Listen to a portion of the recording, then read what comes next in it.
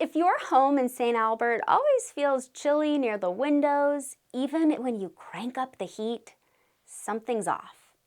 At GreenFox Windows and Doors, we help homeowners recognize when their vinyl windows are quietly draining energy and money. The most obvious sign? Drafts. If you feel cold air seeping in around your frames, your windows aren't sealing properly.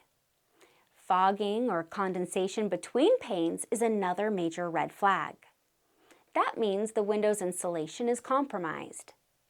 Cracked frames, difficulty opening or closing windows, and visible warping all point to energy inefficiency. Over time, these flaws allow heat to escape during winter and creep in during summer, sending your energy bills sky high. Another giveaway: rising utility costs. If your heating or cooling expenses have climbed with no other changes in your home, old windows could be the culprit. In a place like St. Albert, where winters are bitter, poor insulation isn't just uncomfortable, it's expensive. Modern windows from GreenFox include features like low-E coatings, argon gas fills, and 100% virgin UPVC frames designed specifically to resist Alberta's harsh climate.